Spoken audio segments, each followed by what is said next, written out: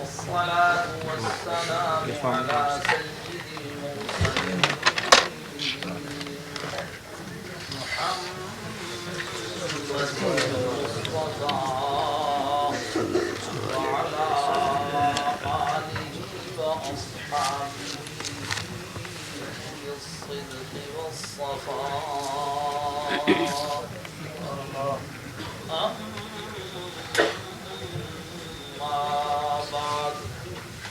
فقد قال الله تبارك وتعالى جل جلاله في القرآن المجيد والفرقان الحميد.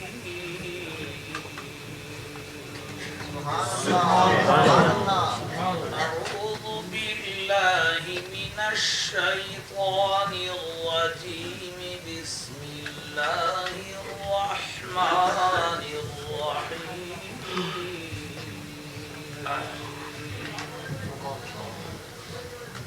ألا إن أولياء الله لا خوف عليهم ولا هم يحزنون. سبحان الله. صدق الله مولانا العظيم وبلغنا رسوله النبي الكريم. سبحان الله. ونحن على ذلك من الشاهدين والشاكرين والحمد لله رب العالمين.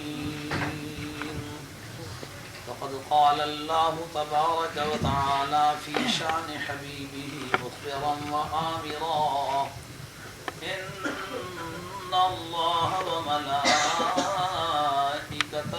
يصلون على النبي يا أيها الذين آمنوا صلوا عليه وسلموا تسليما.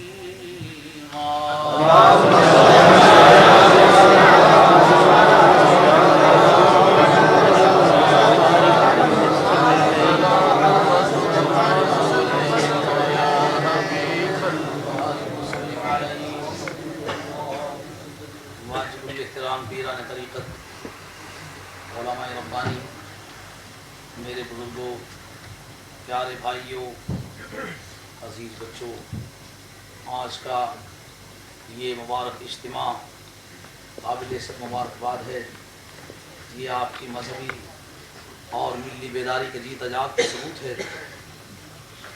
علماء نے آج اس جلسہ مبارک میں شرکت فرما کر اپنی مذہبی رواداریوں کا ایک جاندار ثبوت پیش کیا ہے. صوفیاء کرام بڑی تعداد میں تشریف فرما ہیں.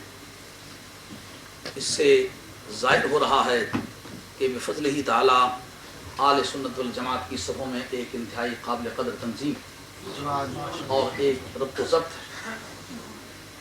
آج کی حاضری تو محض بارادہ تبرک تھی. آج کوئی تقریر کے ارادے سے میں آیا نہیں، نہ ہی میرے تصور میں تھا کہ کچھ تقریر کرنی ہے. میں سمجھتا تھا کہ آج درویشوں کا جمع غفیر ہوگا، علماء حضرات ہوں گے، زیارت کا ایک بہانہ ہے، چلو دیتے ہیں. حضرت والی بغداد شہنشاہ جیلان کے سلسلہ عالیہ کے ایک عظیم ترین روحانی فرزند اور آپ کے سلسلے کے ایک عظیم مجدد کا دن منایا جا رہا ہے، تو وہاں صرف حاضری ہو جانا ہی بڑی بات ہے. الحمدللہ حاضر آیا ہوں، میرا مدعا پورا ہو گیا. علماء کی زیارت ہو گئی، علماء کے بیانات سے استفادہ کر لیا. اب میں سمجھتا ہوں کہ چونکہ میں تقریر کے ارادے سے حاضر نہیں ہو آیا، اس لیے میں اس وقت خالی الذہن ہوں. میں نہیں سمجھتا کہ مجھے کس موضوع پر تقریر کرنی ہے. میں نے قرآن عظیم کی ایک آیت تبرکاً پڑھ دی ہے جو اس وقت سر دست میرے دماغ میں کوئی بات کرتی ہے. میں دو چار جملے اس پر عرض کرتا ہوں کیونکہ وقت اس وقت انتہائی نازک مرحلے میں داخل ہو چکا ہوا ہے. اس لیے کسی لمبے مسئلے کو چھیڑنا قرینے مصلحت نہیں معلوم ہوتا. اتنی بات عرض کرتا ہوں. الا ان اولیاء اللہ میں عربی قواعد کے مطابق اس کو اضافت کہتے ہیں. اولیاء اللہ میں اضافت ہے، اور قاعدے کے مطابق جس کو عربی، فارسی، اردو تین زبانوں میں اضافت کہتے ہیں، اس کو انگریزی میں پوزیسو کیس کہتے ہیں، پوزیسو کیس. اور اگر اس کو قانون کے پروجیکٹر پہ چڑھایا جائے تو جس وقت حاکم اور محکوم کی آپس میں اضافت ہو اس وقت فاعلی اور مفعولی نسبت بن جاتی. جس وقت کسی دوست کی طرف منسوب ہو تو چھوٹے درجے والا نائب اور بڑے درجے والا اس کا مالک مانا جاتا ہے. چھوٹے درجے والا قائم مقام اور بڑے درجے والا اس کو پاورز ڈیلیگیٹ کرنے والا مانا جاتا ہے.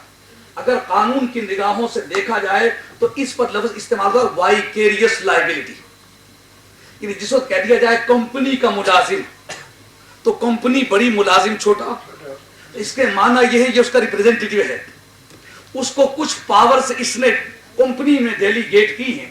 تو جو آدمی کمپنی کا قائل ہوگا اس کو ملازم کی پاورز کا بھی اقرار کرنا پڑے گا. جو آدمی ملازم کے اختیارات کا انکار کرے گا وہ انڈائریکٹلی بالواسطہ وہ کمپنی کے اختیارات کا انکار کر رہا ہوگا. اگر اس کو قانون کی نگاہوں سے دیکھا جائے تو معنی یہ بنتے ہیں جو الہ کا قائل ہے وہ ولی اللہ کی پاور کا بھی قائل ہے.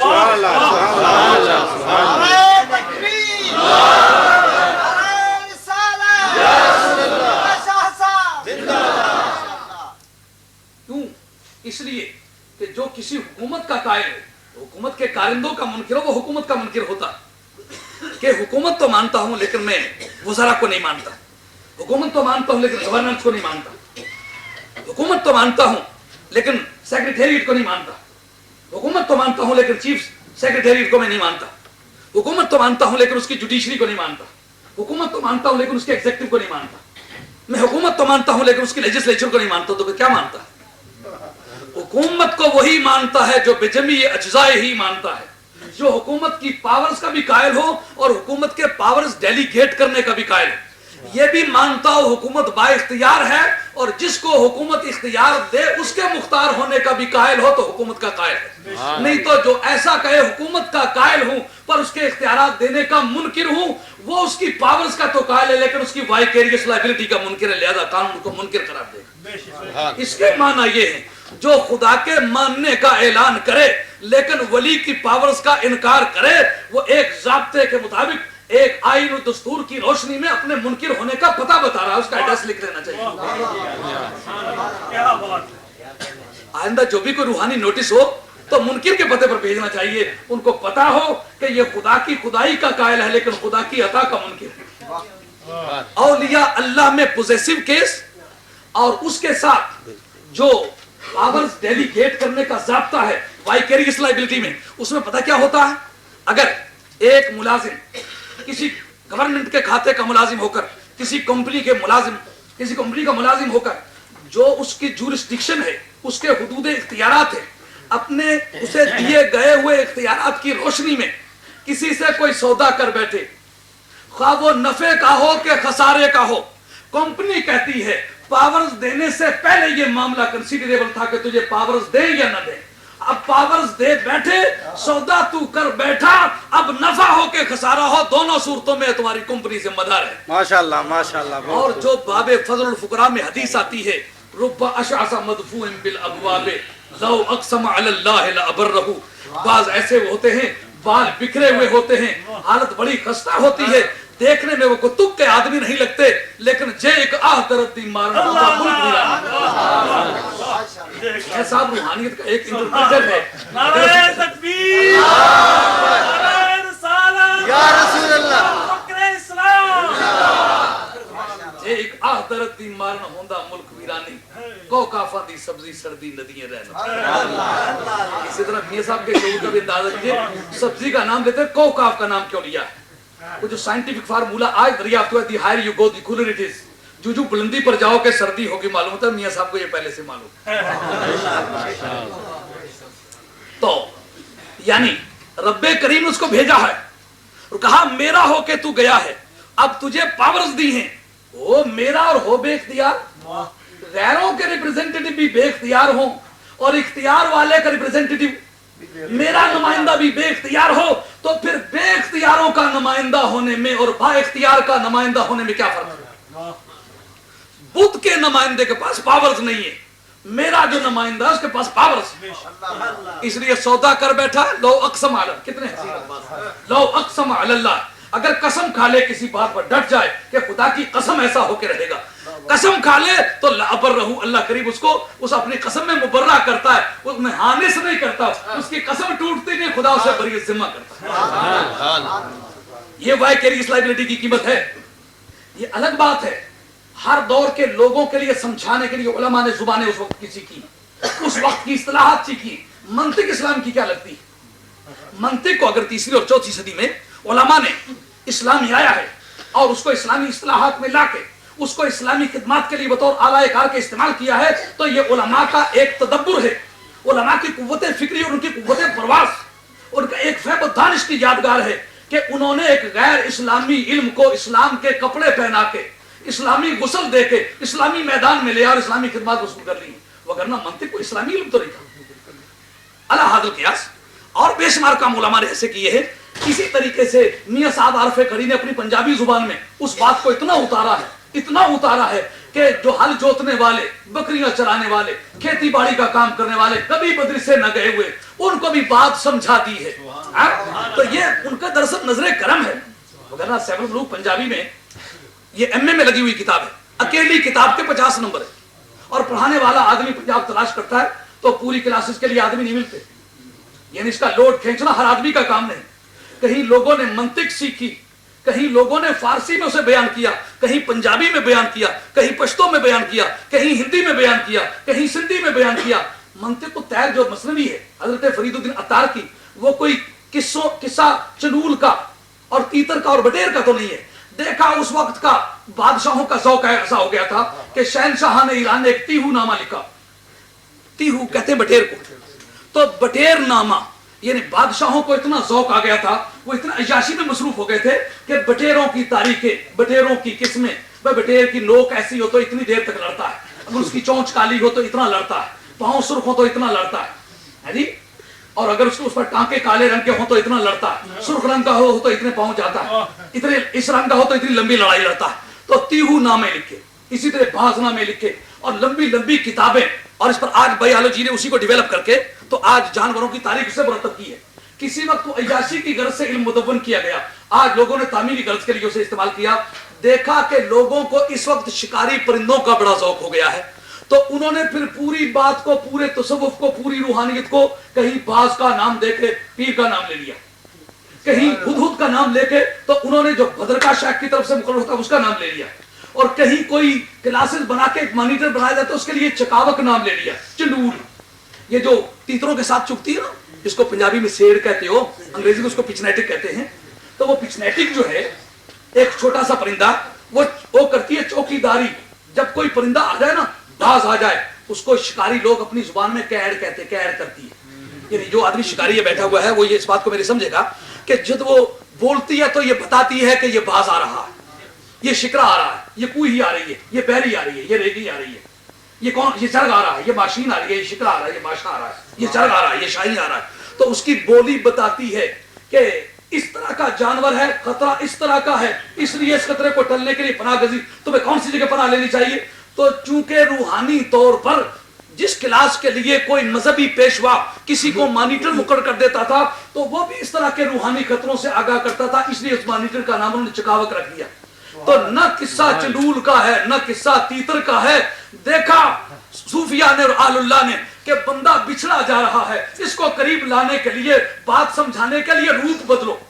آج جس کو میں کہہ رہا ہوں وائکیریس لائبلٹی، کبھی اس مدعا کو پورا کرنے کے لیے علامہ اقبال نے کہا تھا من کجا نغمہ کجا شعر و سخن بہانائے، من کجا نغمہ کجا شعر و سخن بہانائے، سوئے قطار می قسم ناکائے بے مہانہ۔ کہاں میں اور کہاں شعر و شاعری، بوٹا بھی شعر و شاعری کرے، میں بھی شعر و شاعری کروں، وہ 4-6 جماعتیں پڑھ کے کرے، میں 12 لا کر کے کروں، میں پی ایچ ڈی کر کے بھی شاعری کروں۔ اصل مدعا یہ کہ قوم شعر و شاعری کی عادی ہو گئی ہے۔ جب اونٹ کو بات نہیں کرنی، جب اونٹ کو منزل کی طرف چلانا ہوتا ہے تو ہدی خان اوپر بیٹھ کے نغمہ الاپتا ہے، ساربان نغمہ الاپتا ہے، تو وہ اونٹ جو کہ نہ عربی سمجھتا ہے نہ فارسی سمجھتا ہے، اس کے ذوق کو ساربان پڑھ لیتا ہے تو کانوں میں انگلیاں دے کے اتنا آواز اس سے اچھی بنائی جا سکتی ہے، اتنی آواز بناتا ہے تو پھر اتنی آواز بنا کے وہ گاتا ہے تو اونٹ تیز رفتاری سے چلنے لگ جاتا ہے۔ معلومہ معلمین کی عادت ہے اس وقت کا روپ، اس وقت کی لینگویج، اس وقت کی ٹرمینالوجی، اس وقت کی ووکیبلری، اس وقت کا فیشن، اس وقت کے وہ حدود جو شریعت اسلامی میں قابل گرفت نہ ہوں، ان کو اپنا کے دین کو انہوں نے زندہ کیا ہے۔ آج اولیاء اللہ کے ادارے کو اگر قانون کے پروجیکٹ پر چڑھا کے ڈسکس کیا جائے تو معنی یہ نکلیں گے رب کریم کی بارگاہ کے یہ وائکیریس لائبلٹی کے لوگ ہیں، انہوں نے خدا کی طرف سے دیے گئے ہوئے فرائض کی ذمہ داری کو قبول کیا ہے۔ رب نے کہا میرے ہو کے تم کچھ نہ کر سکو، یہ میری شان کے خلاف ہے، اس لیے اے عیسیٰ تم جاؤ علیہ السلام مادرزاد نابینوں کو بینا کرو تاکہ جو جھوٹے ہیں ان کے مقابلے میں تمہاری سچائی کا راز واضح ہو، کہ وہ کچھ نہیں کر سکیں گے، تم کچھ کر کے دکھاؤ۔ وہ مردوں کو زندہ نہیں کر سکیں گے، تم مردے زندہ کرو۔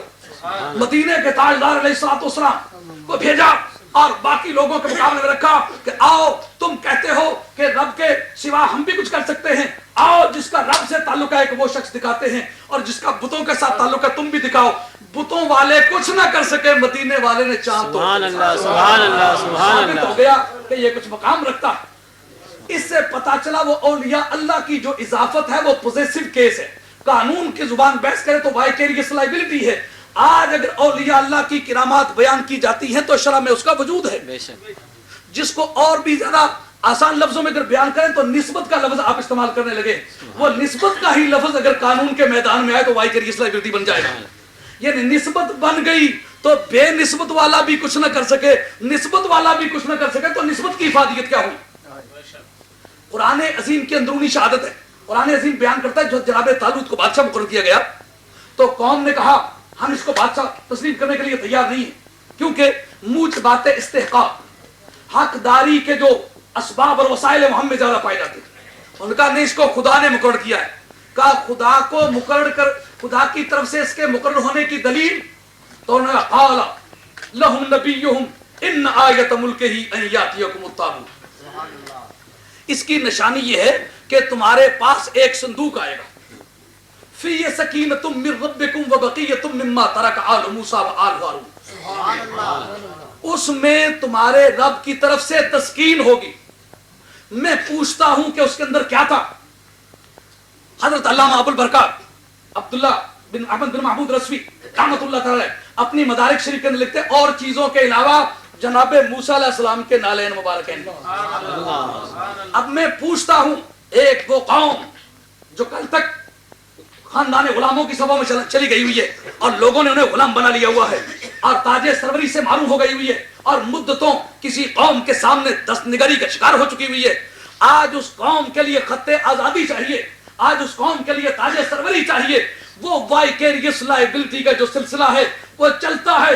رب یہ بتانا چاہتا ہے کہ تم تو زندہ کو سمجھتے ہو وہ کچھ نہیں کر سکتا، چلتے پھرتے کو سمجھتے ہو کچھ نہیں کر سکتا، میرا ایک پیارا بندہ قبر میں جا چکا ہے، جوتے چھوڑ گیا ہے، اب یہ جوتے اٹھا کے تم کسی میدان میں لے جاؤ تو دنیا کو دیکھنے میں یہ مشاہدہ کرنے میں آئے گا کہ جن کے جوتے بگڑی قوم کی بنا سکتے ہیں وہ خود قوم کی بگڑی کیوں نہیں بنا سکتے؟ سبحان اللہ سبحان اللہ۔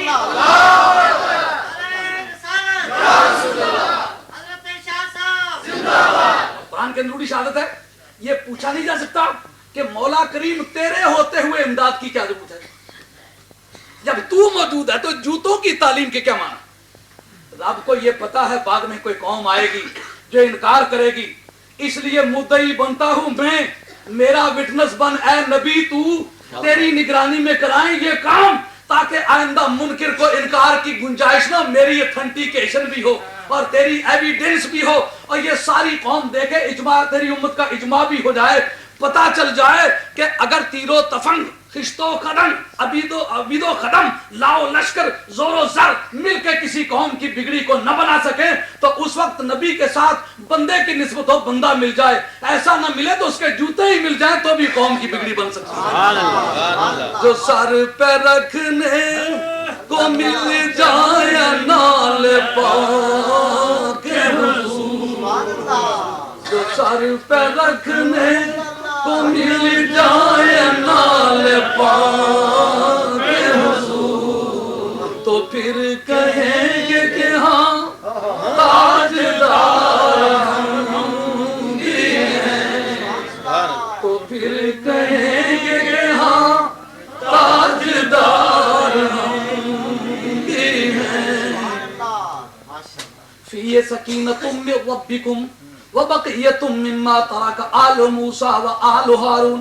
لفظ آل کی بحث میں کہا یہ مقحم ہے، اس میں تقحیم ہوئی ہے، وگرنہ اصل میں موسیٰ علیہ السلام اور ہارون علیہ السلام نے وہ خود چھوڑی، لیکن اس میں جو آیت کا خاتمہ ہے سارے مضمون کی قیمت کو واضح کر رہا ہے۔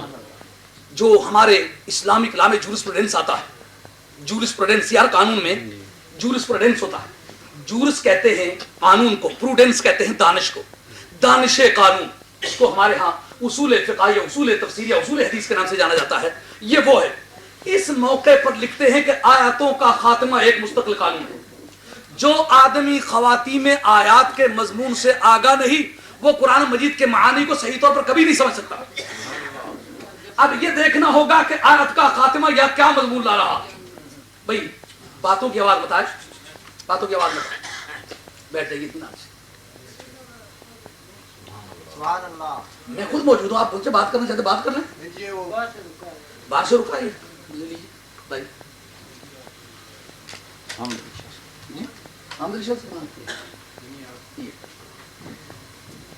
ہاں جی، تو عرض ہے جو آیت کا خاتمہ ہے یہ ایک مضمون یاد رکھنے کا ہے، جو آدمی خواتین میں آیات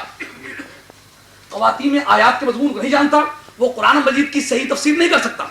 یا آیت کا خاتمہ کیا ہے، کہ ان فی ذالک لآیۃ لکم، فرمایا اس میں تمہارے لیے نشانی ہے، تم سمجھ سکتے ہو۔ اگر جوتے کو وائکیریس لائبلٹی میں نسبت ہو جائے، پوزیسو کیس ہو جائے، تو ظاہرہ ولی کو بھی تو نبی سے کوئی نسبت ہوتی ہے، اگر جوتے کو نسبت ہوتی ہے تو وہ قوم کی بگڑی بنا سکتا ہے، تو پھر بتاؤ بندے کو نسبت ہو جائے تو کیوں نہیں بنا سکتا۔ ان فی ذالک لآیۃ لکم، اس میں تمہارے لیے نشانی ہے، پر کب؟ ان کنتم مؤمنین، اگر تم ایمان رکھتے ہو تو۔ سبحان اللہ، بات بولے پڑھی نہیں پڑھی، بات بولے پڑھی نہیں پڑھی۔ اور جو کوئی کہتا ہے میں نے یہ بات کی ہے، پر وہی سمجھ سکتا ہے جو عقل رکھتا ہو، کیا کہنا چاہتا ہے وہ؟ اس کو کہتے ہیں اہل علم کی بولی میں تعریض۔ وہ یہ کہنا چاہتا ہے جو میری بات نہیں سمجھے وہ بیوقوف ہے، یہ کہنا چاہتا ہے۔ رب کہتا ہے ان فی ذالک لآیۃ لکم ان کنتم مؤمنین، اللہ کے پیاروں کے جوتوں کی نسبت میں بھی مشکل کشائی کا راز ہے، یہ تمہارے لیے نشانی ہے، شرط یہ کہ سینے میں اگر ایمان ہو تو۔ بات سمجھے؟ سبحان اللہ، بڑی ہے بہت خوب۔ مطلب اگر اس میں کوئی نشانی نہیں نظر آتی تو معلوم ہوتا ہے کہ بینکرپسی کا اعلان ہو چکا ہوا ہے، دیوالیہ ہو چکا ہوا ہے، ایمان کا دیوالیہ ہو چکا ہوا ہے، اس لیے بات اس کے پلے نہیں پڑ رہی۔ اور مفسرین لکھتے ہیں کہ جس میدان میں وہ صندوق لے کے وہ قوم گئی، دنیا کی کوئی طاقت ان کو میدان میں نیچا نہ دکھا سکی۔ اگر حضرت موسیٰ علیہ السلام سے تعلق رکھنے والے جوتے ہی میسر آ گئے اس قوم کو تو اس قوم کی بگڑی بن گئی۔ اگر نبی پاک علیہ السلام کے غلام سرکار سے نسبت دور کی یا قریب کے رکھنے والے ہمیں مل جائیں اور ہم نبی پاک علیہ السلام کی محبت کا نعرہ لگائیں، تو وہ خدا جس نے موسیٰ علیہ السلام کے نالین کی نسبت سے قوم کی بگڑی بنا دی تھی، وہ اولیاء اللہ کے واسطے سے ہماری بگڑی نہ بنائے گا۔ جو سر پہ رکھنے کو مل جائے نال پاک حضور تو پھر کہیں گے کہ ہم تاجدار نسبت چیز کو بھی ہو سکتی ہے، نسبت وقت کو بھی ہو سکتی ہے۔ میں پوچھتا ہوں ماہ رمضان میں سورج کسی اور طرف سے طلوع ہوتا ہے؟ شام و سحر کے کوئی اصول بدل جاتے ہیں؟ صبح کی باد نسیم اپنا زاویہ بدل دیتی ہے کیا؟ شام کی دلاویزی میں فرقہ لاتا ہے؟ صبح کی شگفتگی کے اصول بدل جاتے ہیں کیا؟ پھولوں کا تبسم اور کلیوں کی مسکراہٹ کوئی نیا راستہ اختیار کر لیتی ہے کیا؟ رات کے آہ شبگیر لینے والے ان راتوں کو کسی اور طریقے سے آہیں لیتے ہیں؟ جب سارا نظام اسی طرح ہوتا ہے تو رمضان شریف کو باقی مہینوں میں تقدس کیوں مل گیا؟ ہے دن ہونے کو یہ بھی دن ہے مگر شہر رمضان الذی انزل فیہ القرآن، اس میں قرآن عظیم آیا ہے، اس لیے اس کی عظمت باقی مہینوں کے مقابلے میں ممتاز ہو گئی، اس کا درجہ اور ہو گیا۔ پتا چلا نسبت بدلے تو مقام بدل جاتا۔ چھوٹی کمپنی کا ملازم ہو تو وائکیریس لائبلٹی میں پاورز اور ہوتی، بڑی کمپنی کا ملازم ہو تو وائکیریس لائبلٹی میں ذمہ داریاں بھی اور اختیارات بھی اور ہوتے ہیں۔ اور اگر خالق ارض و سما کا ریپریزنٹیٹیو ہو، رب کریم کہے کہ ان الذین یبایعونک انما یبایعون اللہ، مختار نامہ عام تیرے ہاتھ بنا کے بھیجتے ہیں، ساختہ پرداختہ مختار من مضر کا مثل ساختہ پرداختہ ذات خیش اپنی کے ہوگا۔ یہ تو ایک قانون کا اصول ہے نا، اے میرے مصطفیٰ جو تیرے ہاتھ پر بیعت کرتے وہ تیرے ہاتھ پر نہیں کرتے، وہ میرے ہاتھ۔ اگر کوئی قانون دان بیٹھا ہوا ہے تو جو مختار نامہ عام کی ورڈنگ ہوتی ہے وہ کیا ہوتی؟ یہی ہوتی ہے نا کہ ساختہ پرداختہ مختار من مضر کا مثل ساختہ پرداختہ ذات خیش اپنی کے ہوگا، یہ ورڈنگ ہے نا اس کی۔ اب رب کریم فرمایا جو تیرے ہاتھ پر بیعت کرتا ہے وہ تیرے ہاتھ پر نہیں کرتا، وہ میرے ہاتھ پر کرتا ہے۔ کیا مانا؟ ما رمیت اذ رمیت ولکن اللہ رمی، جب تو نے کنکریاں ماری ہیں تو تو نے نہیں ماری، ہم نے ماری۔ کیا مانا نکلتے ہیں؟ یعنی ساختہ پرداختہ مختار من مضر کا مثل ساختہ پرداختہ ذات خیش اپنی کے ہوگا۔ تو جتنی بڑی کمپنی کا ملازم ہو، پوزیسو کیس میں اس کا کیس اتنا ہی وزنی، وائکیریس لائبلٹی میں پاورز اتنی زیادہ۔ چونکہ میرے مصطفیٰ خالق ارض و سما کے ریپریزنٹیٹیو ہیں، اس لیے ان کی پاور ہے تبارک الذی نزل الفرقان علی عبدہ لیکون للعالمین نذیرا۔ اے میرے مصطفیٰ، میری جورسڈکشن بحیثیت رب کے ہے اور تیری جورسڈکشن بحیثیت رسول کے ہے۔ میں اپنی جورسڈکشن یعنی دائرہ اختیار، جورسڈکشن قانون کا لفظ ہے، میں اپنی جورسڈکشن کے دامن کے ساتھ تیری جورسڈکشن کے دامن کو وابستہ کر کے پھیلا دیتا ہوں، جہاں تک میں خدا ہو کے بسوں تو وہاں مصطفیٰ ہو کے بسوں۔ جتنی بڑی کمپنی کا ملازم ہو وائکیریس لائبلٹی میں اور پاورز میں اور اٹارنی جنرل ہونے میں اتنی اس کی پاورز بڑھ جاتی ہیں۔ اب اسی وجہ سے علماء عقائد نے لکھا ہے ہر ولی کا دائرہ ولایت ولیوں میں اسی پائے کا ہوگا، وہی اس کی نسبت ہوگی جو اس کے نبی کا دائرہ نبوت نبیوں کی صف میں ہے۔ بات کرنا نہیں ہے، یعنی اگر کوئی موسیٰ علیہ السلام کی امت کا ولی ہے تو ظاہر ہے اس کا دائرہ بڑھ کے اتنا ہی ولیوں میں پھیل سکتا ہے جتنا موسیٰ علیہ السلام کا دائرہ نبوت پھیل کے نبیوں کی صف میں جا سکتا ہے۔ کہ جتنے ادارے کا ملازم ہوگا اس کی پاورز بھی اتنی پھیل سکتی ہیں۔ مدینے کا تاجدار چونکہ خدا کی ساری کائنات کا مختار ہے، اس لیے جو نبی پاک علیہ السلام کی امت کے ولی ہیں وہ کہہ سکتے ہیں نظر تو الی بلاد اللہ ہے۔ سبحان اللہ، سبحان اللہ، سبحان اللہ، سبحان اللہ۔ ورلڈ وائڈ لیول پہ عالمی سطح پر وہ کہہ سکتے ہیں، وہ یہ نہیں کہہ سکتے کہ میں بصرے کے اولیاء اللہ میں ہوں، تو یہ ہے نا یہ بصرے کے اولیاء اللہ میں اتنے ابدال فلاں علاقے میں رہتے ہیں، لیکن والی بغداد شہنشاہ جیلان نے تمام جغرافیائی سرحدوں کو توڑ کے اعلان کیا کہ نہیں کیا؟ یہ انٹرنیشنل پروملگیشن ہے، بین الاقوامی اعلان ہے، کہتے ہیں نظر تو الی بلاد اللہ جمعا کخردلۃ علی حکم اتصال۔ نعرہ تکبیر، نعرہ رسالت، یا رسول اللہ، نعرہ حیدری، یا علی، نعرہ غوثیہ۔ یہ اس ادارے کی ملازمت ہے جو حضرت علامہ قسطلانی آپ کی محب الدنیا جلد 2 صفحہ 192 اس کے اندر لکھتے ہیں، حضرت عبداللہ بن عمر رضی اللہ عنہ کی روایت ہے، کہتے ہیں ان اللہ قد رفع لی الدنیا فانا انظر الیہا والی ما هو کائن فیہا الی یوم القیامہ کانما انظر الی کفی ھذہ۔ سبحان اللہ۔ میں حضور فرماتے ہیں اللہ تعالیٰ نے تمام دنیا میرے سامنے اٹھا کے رکھ دی، کھول دی ہے، اور میں دنیا میں جو کچھ ہو چکا، جو ہو رہا ہے، جو آئندہ قیامت تک ہوگا، میں اس کو اس طرح دیکھ رہا ہوں جس طرح میں اپنی اس ہتھیلی کو دیکھ رہا ہوں۔ یہ جو کہا ہے نا کانما انظر الی کفی ھذہ، اس پر حضرت علامہ زرقانی نے بڑا حسین لکھا ہے، وہ کہتے ہیں کہ نظر بمانا مجازی بھی ہو سکتا تھا، بصیرت سے دیکھ رہا ہوں، یہ معنی ہو سکتے تھے، لیکن جب انہوں نے کہا کانما انظر الی کفی ھذہ تو انہوں نے معنی مجاز کو رفع کر دیا کہ معنی مجازی میں نہیں دیکھ رہا ہوں، معنی حقیقی میں دیکھ رہا ہوں، حقیقت تک دیکھ رہا ہوں، اور رویت بصری سے دیکھ رہا ہوں. یہ بصیرت کا دیکھنا نہیں، یہ میری بصارت کا دیکھنا ہے. سبحان اللہ سبحان اللہ. تو حضرت سرور عالم کا ادارہ چونکہ عالمی ادارہ ہے، اس لیے جو اس ادارے کا سب سے اعلیٰ ملازم ہوگا وہ اسی اعلیٰ پائے کا وائکیریس لائبلٹی کا مالک ہوگا. اس کی پاورز بھی زیادہ ہوں گی. وہ کہہ سکتا ہے نظر تو الی بلاد اللہ جمعان کا خردلۃ علی حکم اتصالی.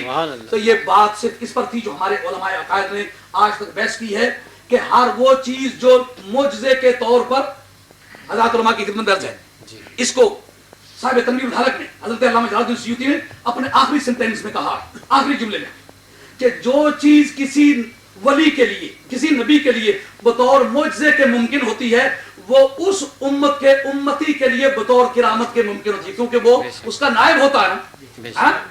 جو اس نبی کے لیے بطور معجزے کے ممکن ہوتی ہے، اس کے امتی کے لیے بطور کرامت کے ممکن ہوتی ہے، کیونکہ جتنے بڑے ادارے کا ملازم ہو وہ اتنے ہی بڑے اختیارات رکھتا ہے.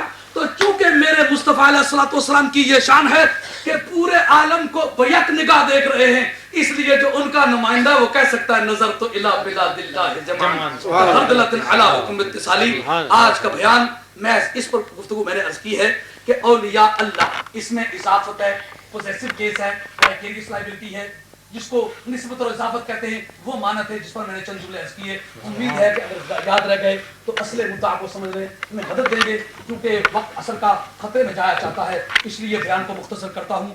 بیان میں اختصار اور سادگی ملحوظ رکھی ہے، بڑی مشکل سے جانے واقعہ محفوظ رکھی ہے.